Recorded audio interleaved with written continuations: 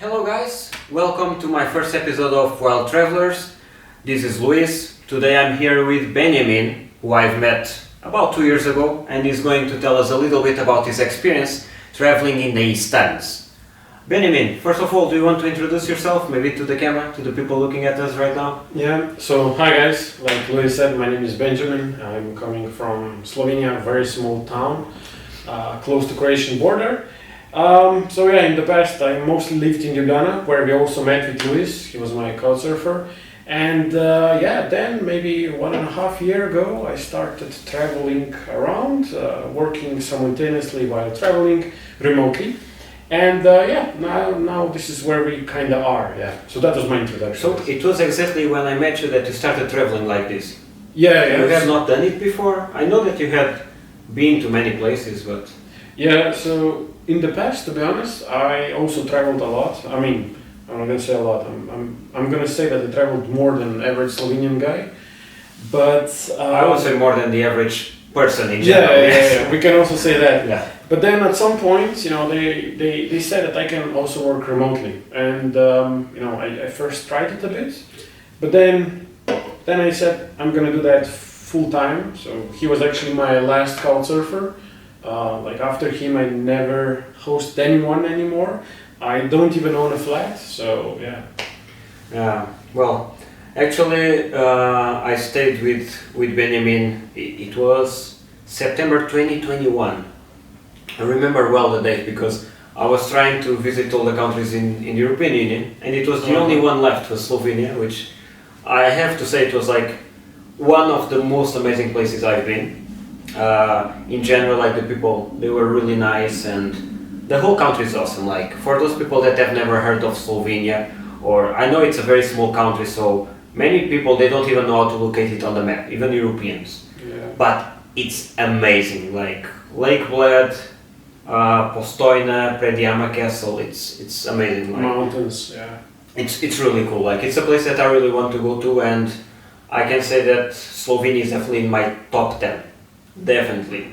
So Nice that's a high number. Yeah. So, yeah. Wow. It was like, well, it's not as cheap as the Balkan countries, but Slovenia is like half Balkan, half more like it's Central European. I would actually agree with that a lot. Yeah. So after that, we've met. And well, the last time I saw you was in Azerbaijan. So Yeah.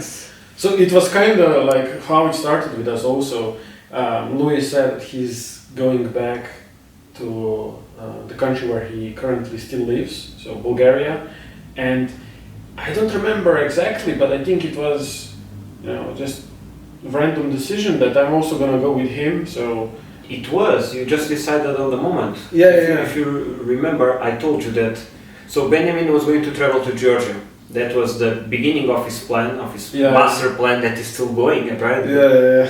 And you told me that, you could come with me to Bulgaria. So I stayed in Slovenia, traveling for a few more days. I went to Maribor and other places. And then we met in Croatia. We boarded the plane together. Yeah. That was, it was an adventure work-wise, but this is something that stays as a secret. And then after that, you traveled to Georgia. Yeah. So I did my Georgia trip. I figured out that living at one place was just not for me. It sounded like a good or great idea at the beginning, but then I figured out that no, maybe not at this very moment. And after 8 days after I landed in Georgia, I booked ticket and I left for next country, a country I was never to before, so Azerbaijan. And it turned out that I'm there most of the time. I don't have my own flat, but you keep coming and going. Yeah. That's how the visas work in Azerbaijan. Yeah. As long as you have money. Yeah. Yeah.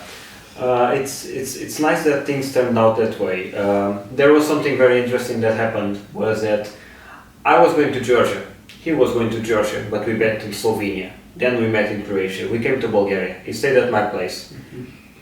And then he asked me in which hostel I was going to stay, and I told him the name. So I don't know if it was because I told you the name or if you booked it without me telling you. No, I booked it before. Yeah. So that was like a weird coincidence. When I got to Slovenia, I went to check in the hostel, Bro hostel. I'll never forget the name. I've been there twice, and I told, like, I knew that he was staying there. At that moment, we realized it, and I told the lady on the reception that I had a friend staying over. Benjamin was his name, and she was like, "Oh, actually, you're gonna be sharing the same bunk bed." Yeah. And wow, that It was a surprise. yeah, it was a surprise. Definitely a surprise. Yeah. Anyways, this episode, as I had told you, you're gonna be telling me a little bit more about the Eastends. I've never been to the Eastends. So Eastend is a word that comes from Persian, right? That means country. Yeah, country. Yeah, like many countries share the same like ending, so stan, Yeah. which means like basically, I believe it means like country where specific people live. So Azerbaijan, Kazakhstan, you know, it's like place where Kazakh people live. Mm-hmm.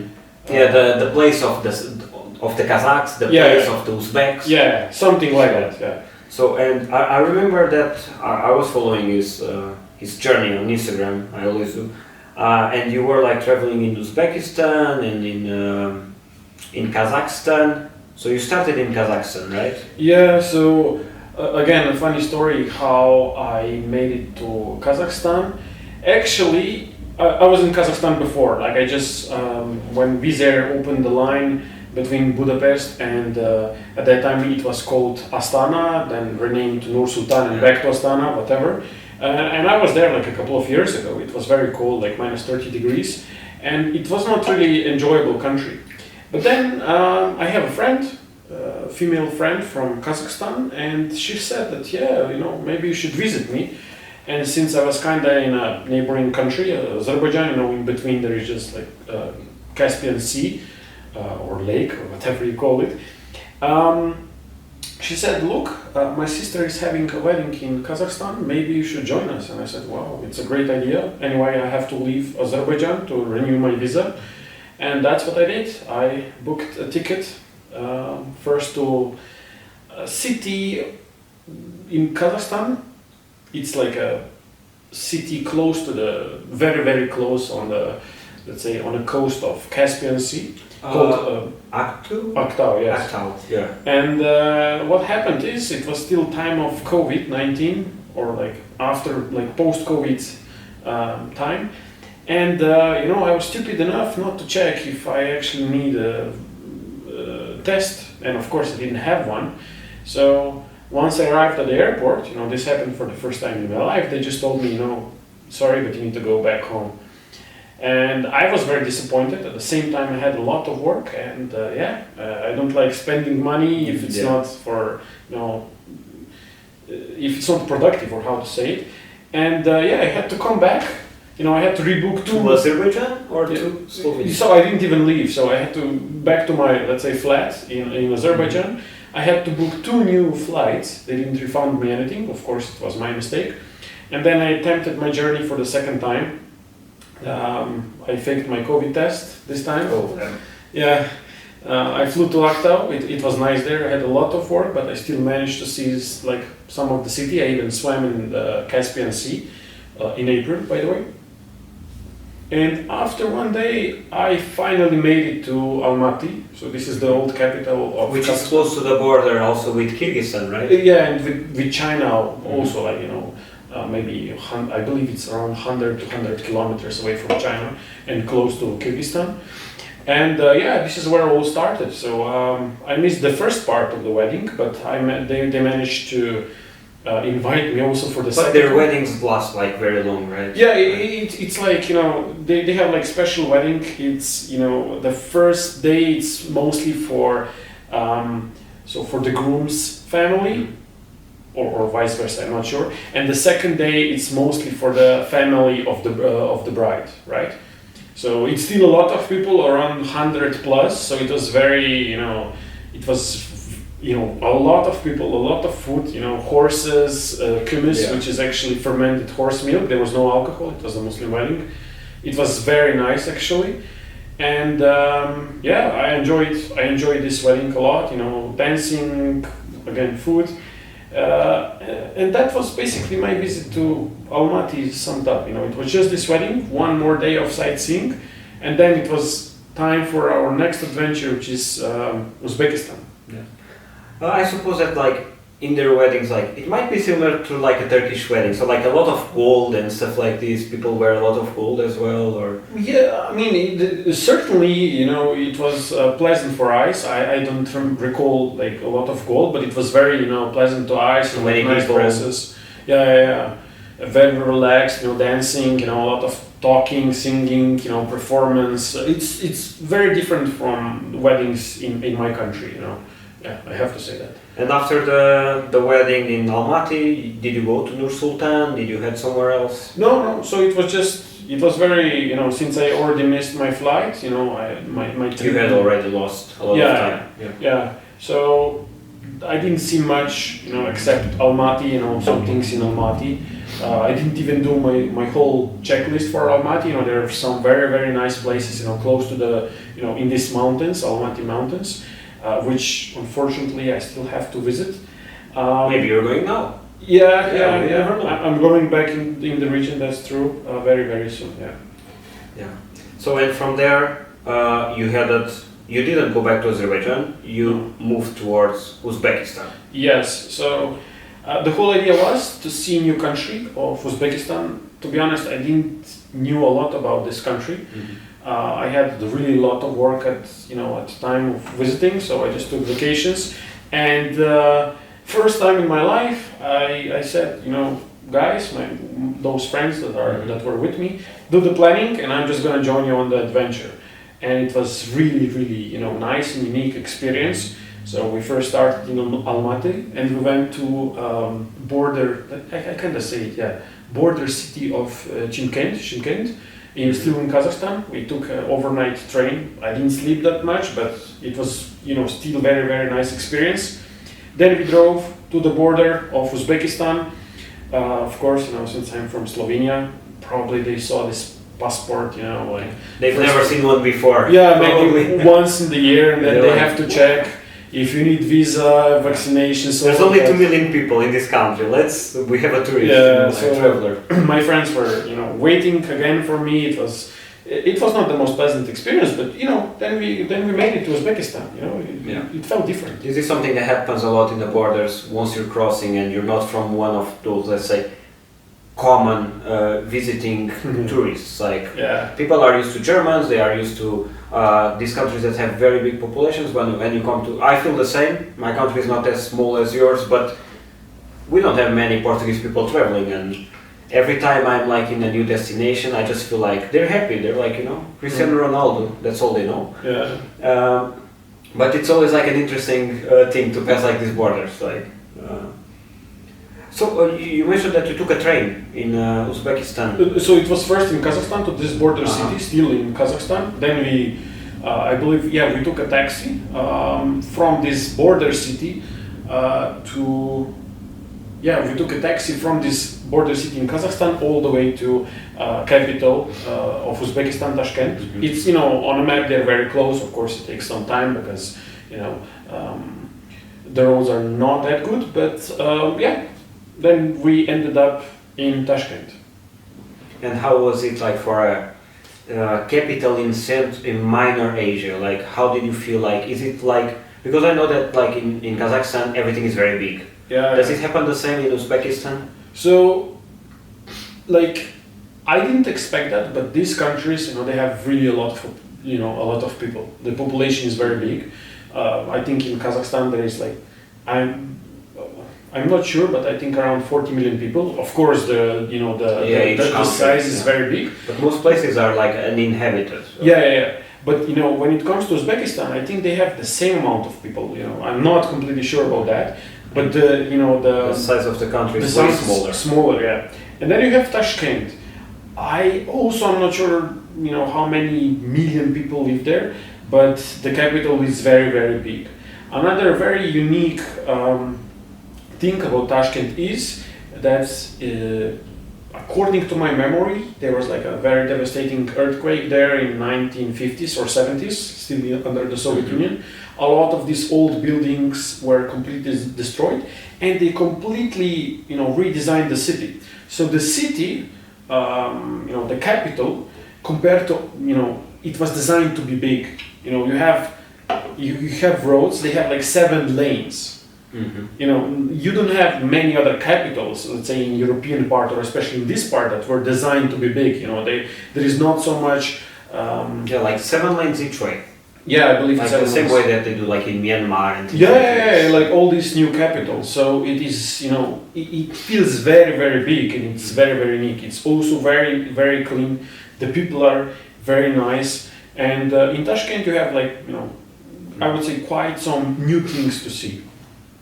Yeah. Yes, that's actually one of the countries that I want to visit the most. There's something interesting about this country, like how I found out about it. I used to play an online game back in the days, like when I was a kid, and this game was called Silk Road. So it was about like the Silk Road, and some of the cities in Uzbekistan were like some of the most important, and one of them was Samarkand, so which you've also visited. Yeah. So I also know that Uzbekistan back then was one of the most difficult countries in the world to visit, and this changed very recently, a few years ago. Now it's possible. Now we barely need a visa. Most people don't need a visa for it. But it was also one of the most corrupt countries in the world. Like, do you still see signs of, let's say, everything that happened in the past? Like, it was a secluded country, sort of. Not like North Korea, but it was on the way there, Yeah, I understand what you're talking about, but I would say that now, like really, in the past couple of years, they really changed the way, how they portray themselves to the world. So Uzbekistan was also kind of, let's say, closed country for a while. They had really like hard times in the past, but please speak. yeah, now they open. Nobody, like, not nobody, but many nations don't need visa anymore. Like, they also, when it comes to this COVID requirements, they had far less COVID requirement. They were like one of the few countries that opened the earliest. Yeah, the earliest. Like, for example, when I was saying that, I was denied boarding the flight because I didn't have like COVID vaccine. It was to Kazakhstan. Yeah, but Uzbekistan at the same time it was open, and they even, I think if I recall it right, I saw on their tourism page that they're actually offering some sort of a money compensation for people who get ill by COVID-19 in Uzbekistan on some of the guided tours. So they really like they really wanted to start tourism to boost the tourism back up. Yeah. And there is also not so much, like, I didn't recall any corruption there, like compared to Kazakhstan. It is much different. It feels much more, let's say, easygoing, nice, and also people are much more honest than other countries around, I would say. Yes. In general, like, these countries, both of them are quite safe, you'd say. Right? Yeah. Like, I felt really even safe. at night, it was pretty okay. Yeah, nothing special, really, I never felt endangered. I never felt like a feeling that someone might steal something from me. It's the classic thing. You have to negotiate the price when you take a taxi or something like that. But other than that, everything is normal.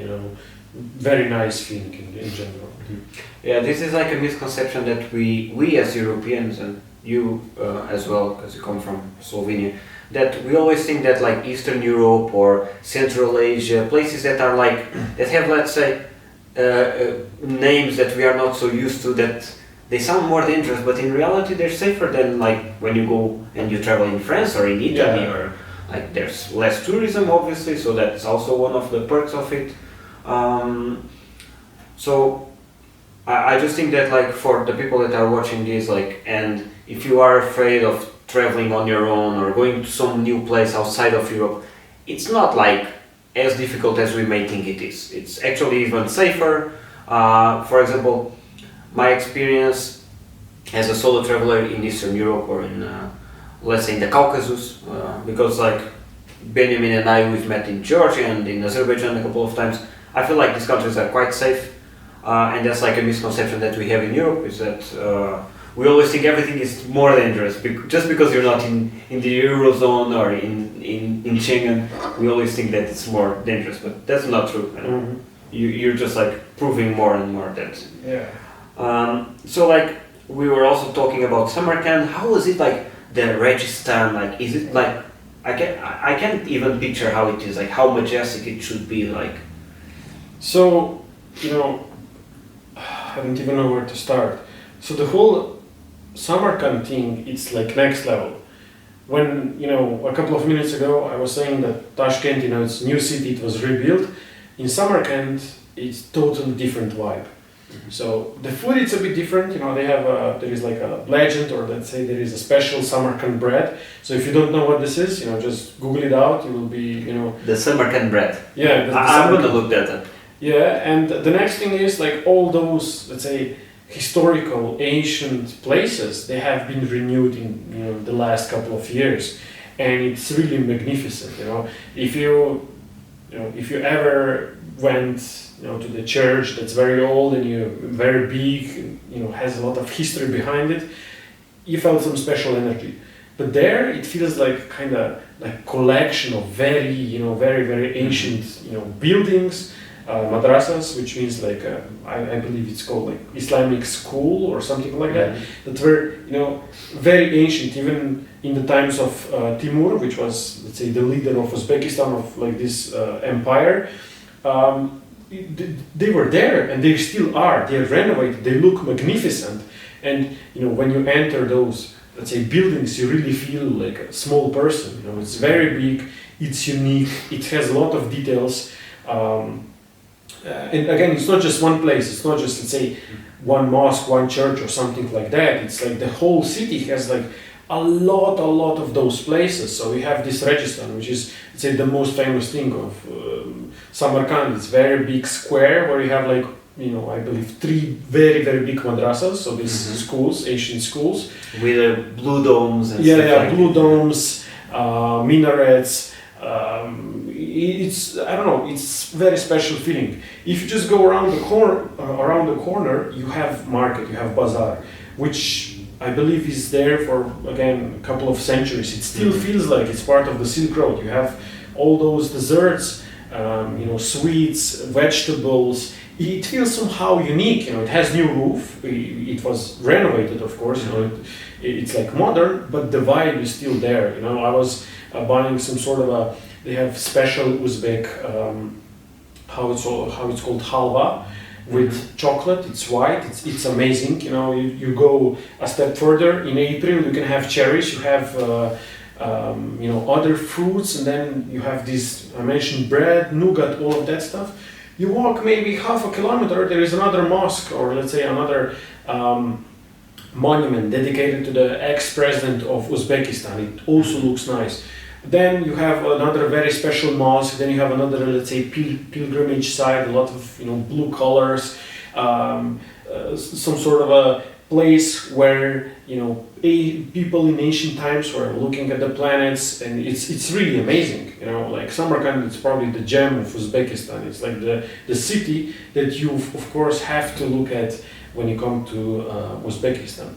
And one more thing, we haven't mentioned that before. So when we mention Uzbekistan, you know, when we mention the Central Asia region, people usually think about third world countries, and but they're quite developed. I mean, they have all these big monuments that maybe even nowadays it's still like very difficult to build them, and they still have them. They just keep renewing them and renovating. Yeah, that's true. And another thing is also transport. So in some third world countries, it's very hard to travel. Simply because the roads are not developed, the infrastructure is not developed, you know, trains are very slow. But Uzbekistan is next level when it comes to that. So in the last 10, maybe 20 years, they, you know, did quite some nice things, and one of those very nice things is also very, you know, how to say, very fast train connecting Tashkent, and I believe it terminates in Bukhara. Bukhara, yes. So it it's very easy. You just sit on a very modern train in Tashkent, and in a couple of hours, or maybe 2 hours, you're already in Samarkand. Then the next stop, it's Bukhara. I took this train personally. It's called Afrosiyog, by the way. And 270 kilometers, I believe this is the distance between Samarkand and Bukhara, which is also a very nice historical city. This train needs just 1 hour and 35 minutes. And it might cost you between $5 and $10, which is a bargain. It's like the best option for traveling in Uzbekistan, in my opinion. You can purchase tickets online. It's just amazing.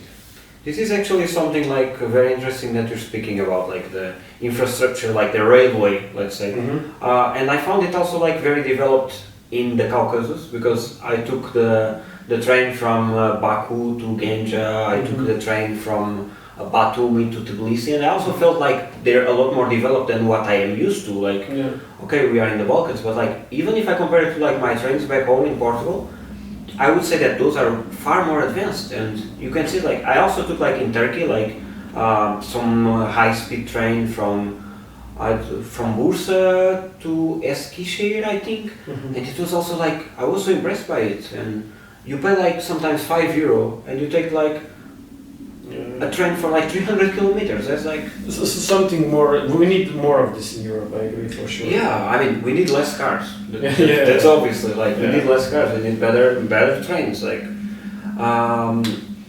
and I think Uzbekistan. Like you also spoke about Kazakhstan, but Uzbekistan, at least for me, I feel like that it's a place that I really need to visit. And there's something very curious about it, and I want to ask you, because I know that people in Uzbekistan, they still use 3 alphabets, because they have the Latin alphabet, they have the Cyrillic alphabet because of all the Russian influence from Soviet times, and then they also have the Arabic script.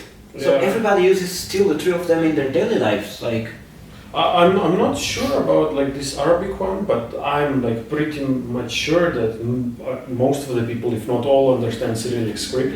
You can also see it, maybe because of tourism, maybe because of people, people who live there, locals. But you would see Cyrillic script there regularly.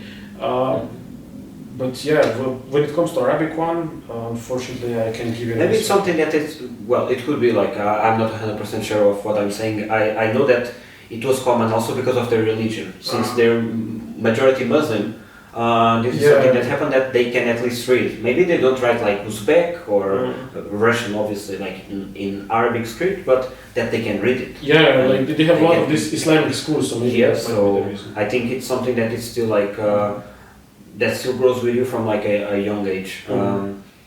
But well, after Samarkand, did you go to Bukhara as well? Or? Yeah. So the whole point of this trip was actually, it's like a city that was in the past, basically coastal city of Aral Sea. It's called Muynak, and what they did, they really want to boost tourism in Uzbekistan, and they said, okay, we need to attract people, we need to attract tourists. And what they did, they just created some sort of a music festival in this Muynak city, which is in the middle of nowhere, by the way.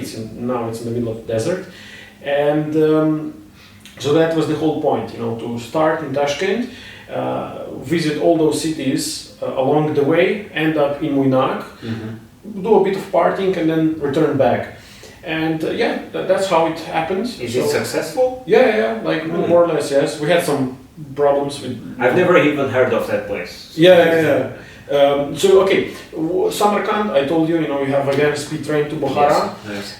In Bukhara, also some very nice historical, places, monuments that you have to see. And then furthermore, you go there are also some other cities that you should see. For example, there is one very touristic city, Khiva. Yes, because they also have like this blue tower. The walls. The whole city was kind of renovated, and it's like fortified. Looks like Arabic mixed with like these blue colors. Yeah, it was also a very important city in Silk Road times. Yes. And from there, you have. Because it's also in the border, right? Yeah, it's border with Turkmenistan, if I'm not mistaken.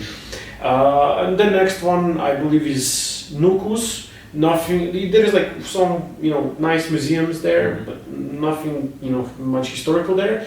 And then you go to this Winak, which it's special only because it was in the Soviet times. It was, let's say, coastal city of Aral Sea, but because of the, let's say, the problems that they had there because of watering the cotton Yes. fields, the sea Everything kind of, is right. disappeared. We went there. It was also nice. A lot of people, progressive music, or kind of a rave. Spent there 2 days, and then we just returned back. We took another train and back to Tashkent, and then I flew back home. Yeah. Perfect. Like, well, this seems like a journey I want to do.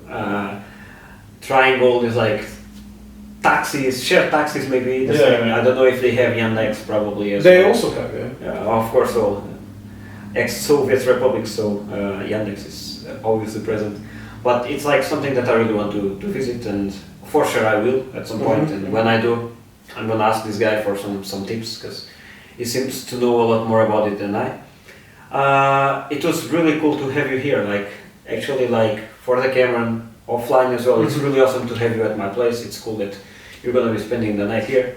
And well, from here you're going on to Abu Dhabi tomorrow, and from there Oman and wherever you wherever my life may lead you, right? Sometimes it's just like you plan it on top of your knee, and it's just like that. Okay, well, guys, this was our episode. We had Benjamin here from Slovenia, a very good friend of mine. I can say friend. We still keep in touch, and it's really good to see him again. And I really hope that you like this first episode. I promise that I will try to keep doing like some more of this with other people, and maybe with Benjamin again. Maybe he's going to visit again. Maybe we're gonna find each other in a different place, and I'm gonna be with my camera. So thanks a lot for everything. It was great seeing you. Take care. Bye bye.